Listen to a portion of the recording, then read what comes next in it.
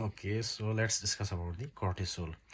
Now the cortisol, when we talk about the source, okay, कि ये release कहाँ से होता है? Do you remember मैंने आपको बताया था कि एड्रेनल ग्लैंड है, एड्रेनल ग्लैंड के अंदर मैंने इस तरह से डायग्राम ड्रॉ किया था. Let me tell you from the beginning, okay.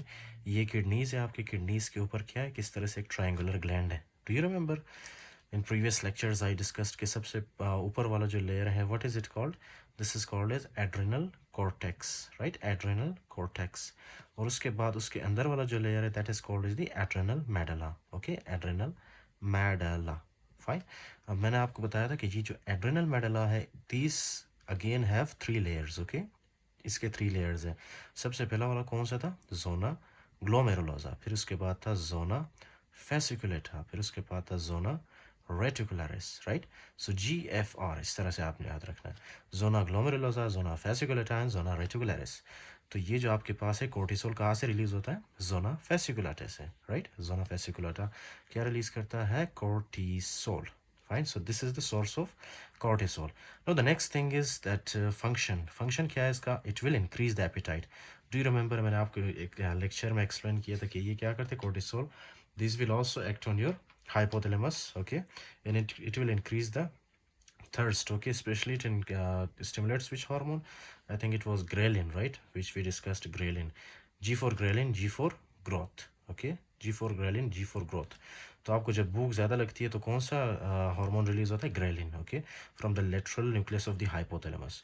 But that is not actually relevant right now, जैसे ऐसे ही बता रहा हूँ आपको. सो फंक्शन क्या है इसका?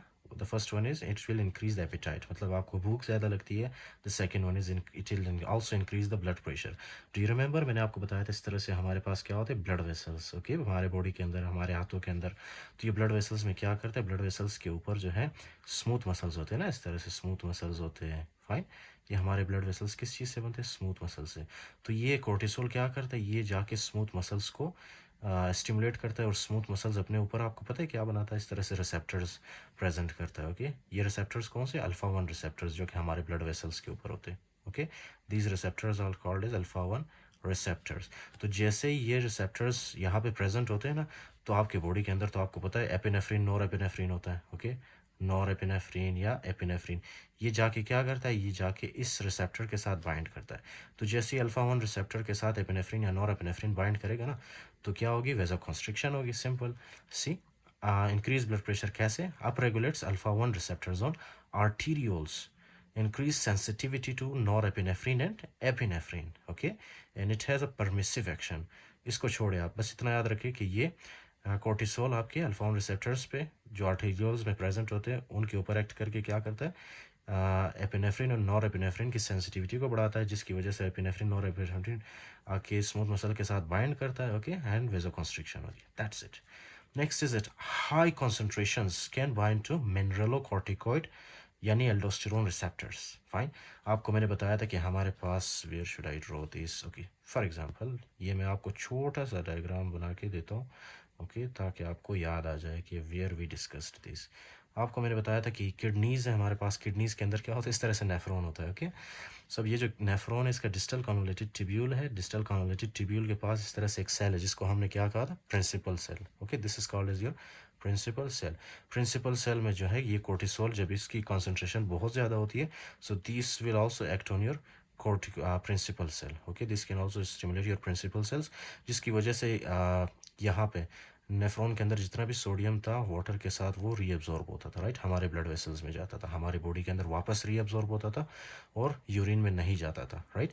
तो आपके बॉडी के अंदर सोडियम ज़्यादा होगा, वाटर ज़्यादा होगा आपके ब्लड के अंदर, तो जाहिर सी बात है ना, क्या होगा एट द एंड?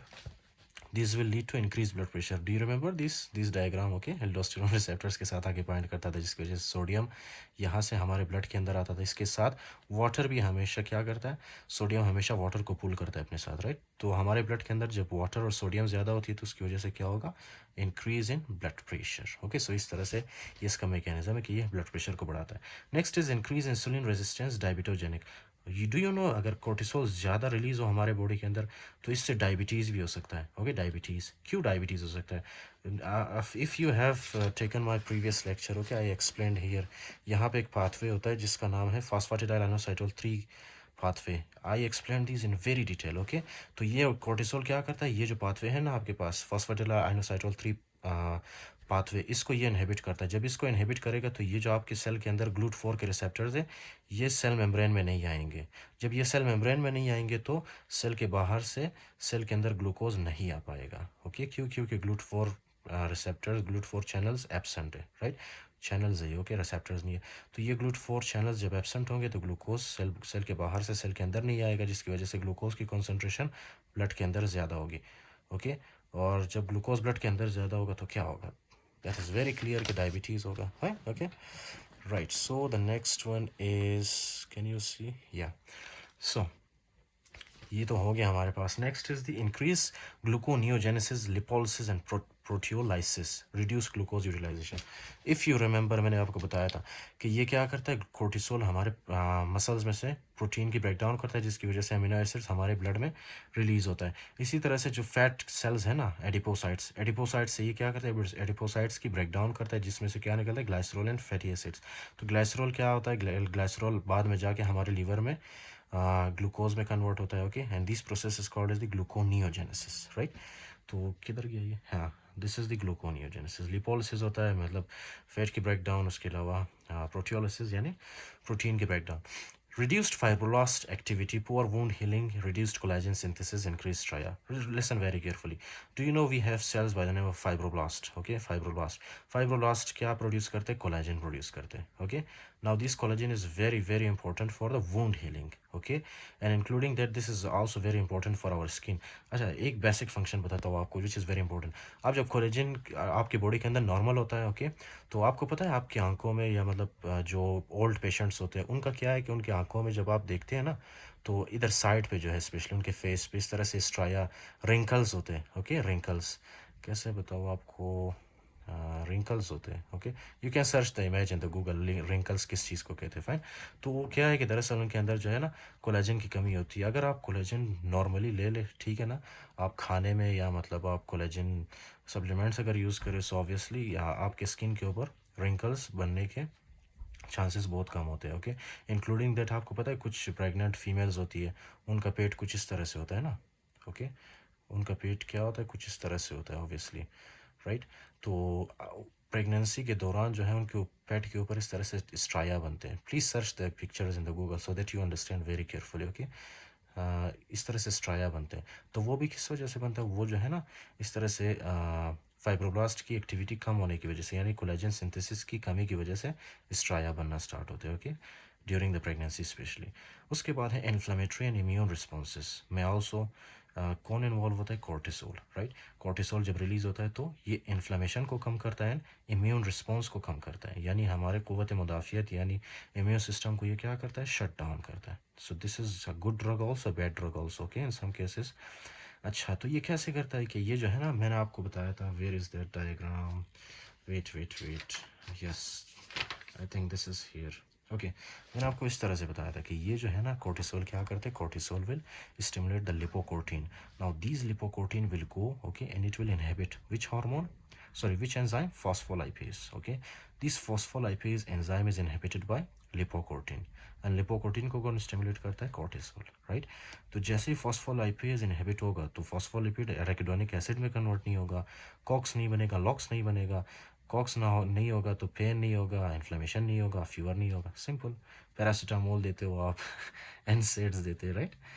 अच्छा, तो पैरासीटामोल जब आप देते हो मोस्टली उससे क्या होता है, ये प्रोस्टाग्लैंडिन E2 जो है इनहिबिट होता है। ओके, इसकी प्रोडक्शन स्टॉप होती है, जिसकी वजह से पेन, फीवर वगैरह ख़त्म होता है आपकी बॉडी से। Next is leukotrienes. Okay, leukotrienes भी, इसकी भी प्रोडक्शन ख़त्म होगी या मतलब कम होगी, जिसकी वजह से आस्थमा, अगर किसी पेशेंट को आस्थमा है तो the asthma will get relief. Okay, इससे सुकून मिलेगा कोर्टिसोल जब आप दोगे, मतलब कोर्टिकोस्टेरॉइड्स ड्रग्स जब आप देते हो, क्योंकि ये ल्यूकोट्राइन्स को क्या करता है, आपके बॉडी के अंदर ख़त्म करता है या बंद करता है। ओके, इनकी प्रोडक्शन को, ल्यूकोट्राइन्स की। और ल्यूकोट्राइन्स नॉर्मली क्या करता था, ब्रोंको कॉन्स्ट्रिक्शन करता था। ओके, आपकी ब्रोंक्यूल्स को कॉन्स्ट्रिक्ट कर रहा था, बारीक कर रहा था, जिसकी वजह से आप सांस नहीं ले पा रहे थे। तो when you give cortisol, okay, cortisol will inhibit the leukotrienes, जिसकी वजह से ब्रोंको कॉन्स्ट्रिक्शन नहीं होगी, आपकी एयरवेज डायलेटेड होंगे, right, so you can breathe easily. उसके बाद inhibit production of leukotrienes and prostaglandins. I explained these. Okay, inhibit white blood cell adhesion in neutrophilia. I'm really sorry, I explained here I think neutropenia, right? So ये neutropenia नहीं बल्कि neutrophilia करवाता है. Okay, neutrophilia का क्या मतलब है? Neutrophilia का मतलब है कि increase in the number of the neutrophils. Okay, increase in the number of the neutrophils. ये neutropenia नहीं करवाता. Okay, cortisol will cause neutrophilia, means it will increase in the number of the neutrophils, right? अच्छा, फिर है block histamine release from mast cells. आपको पता है ना, मैंने आपको बताया था मास्ट सेल्स होते हैं आपके पास. मास्ट सेल्स से हिस्टामिन रिलीज को ये क्या करता है? इनहिबिट करता है. ओके, ब्लॉक करता है. इयोजिनोफिलिया एंड लिम्फोपीनिया, दिस इज योर इयोजिनोफिल. तो इयोजिनोफिल में क्या करता है? ये उसकी कॉन्सेंट्रेशन को कम करता है और लिम्फोपीनिया करते हैं, यानी कि आपके लिम्फोसाइट्स से उनकी प्रोलिफरेशन को कम करता है, राइट? क्योंकि ये इंटरल्यूकिन 2 को इनहिबिट करता है, राइट? ये देख रहा, ब्लॉक्स इंटरल्यूकिन 2 प्रोडक्शन, जिसकी वजह से क्या होगा? Reduce T cell proliferation. Simple. हाँ, okay. Reduced bone formation, reduce osteoblastic activity. I explained this. Okay, ये osteoblast की एक्टिविटी को कम करता है. Bound to corticosteroids binding globulin. अच्छा, इसके जो है कॉर्टिसोल के हमारे पास क्या होते हैं? हमारे ब्लड के अंदर इस तरह से उनके वो होते हैं, ठीक है, रिसेप्टर्स होते हैं, प्रोटीन्स होते हैं, जिनके साथ ये कॉर्टिसोल जाके बाइंड करता है. Okay, cortisol is a big फिप. अच्छा, ये एक निमोनिक है जिसके ज़रिए आप याद कर सकते हो. ओके, इसका फंक्शन आप याद कर सकते हो. Exogenous glucocorticoids can cause reactivation of TB and candidiasis, blocks interleukin 2 production. Now this is obviously आपकी ये जो फॉर एग्जांपल लिम्फोसाइट्स है, राइट? लिम्फोसाइट्स क्या करता है नॉर्मली? टीबी के खिलाफ मतलब लड़ता है एक किस्म से. ओके, टीबी को ये क्या करता है? सप्रेस करता है, फाइन, टीबी को, ट्यूबरक्लोसिस को. लेकिन जब आप लिम्फोसाइट्स को सप्रेस करेंगे, शट डाउन करेंगे, तो क्या वो लिम्फोसाइट्स एक्टिवेट होंगे? नहीं होंगे. जब ल्यूकोसाइट्स एक्टिवेट नहीं होंगे, लिम्फोसाइट्स, ओके, जब वो एक्टिवेट नहीं होंगे तो टीबी को कंट्रोल करने वाला कोई नहीं होगा आपकी बॉडी के अंदर. So that is very definite, okay, कि रीएक्टिवेशन होती है किसकी? टीबी की. The next thing that you have to see, okay, ये रेगुलेशन. कॉर्टिकोट्रोफिन रिलीजिंग हार्मोन कहाँ से रिलीज होता है? हाइपोथैलेमस से. कॉर्टिकोट्रोफिन रिलीजिंग हार्मोन, ओके, ये रिलीज होता है आपके हाइपोथैलेमस से. Okay, fine. Stimulates adrenocorticotropic hormone release. Where should I explain these? Wait. कहाँ गया मेरा diagram? Yes, listen here, okay. I explained this for you that we have a brain, okay. Brain में ये क्या होता है हमारे पास? इस तरह से हाइपोथैलेमस होता है, और हाइपोथैलेमस से क्या हैंग कर रहा होता है? Pituitary gland. यहाँ पर मैंने इसका बड़ा डायग्राम बनाया. तो ये हाइपोथैलेमस है आपका, और ये पिट्यूटरी ग्लैंड. हाइपोथैलेमस से क्या आता है? कॉर्टिकोट्रोफिन रिलीजिंग हार्मोन. ये आता है हमारे एंटीरियर पिट्यूटरी पे एक्ट करता है. एंटीरियर पिट्यूटरी को स्टिमुलेट करता है कि वो क्या रिलीज करे? एड्रेनोकॉर्टिकोट्रोफिक हार्मोन, राइट? ये देख रहे हो आप, ये हाइपोथैलेमस, ये एंटीरियर पिट्यूटरी, ये क्या रिलीज कर रहा है? एड्रेनोकॉर्टिकोट्रोफिक हार्मोन. अब ये एड्रेनोकॉर्टिकोट्रोफिक हार्मोन क्या करता है? आपके एड्रेनल ग्लैंड पे एक्ट करता है. एड्रेनल ग्लैंड से क्या रिलीज करवाता है? ये this will lead to the release of, for example this is your adrenal gland. इस यहाँ से क्या रिलीज करता है? ये रिलीज करवाता है cortisol, androgens, aldosterone, depending on the situation, epinephrine, noradrenaline, ये चीज़ें, राइट? तो ये इस तरह से क्या होता है? हाँ, रेगुलेशन होती है इसकी. अच्छा, cortisol production in adrenal glands, zona fasciculata. I explained all of them. Excess cortisol reduce corticotrophin releasing hormone. Obviously this is something obvious.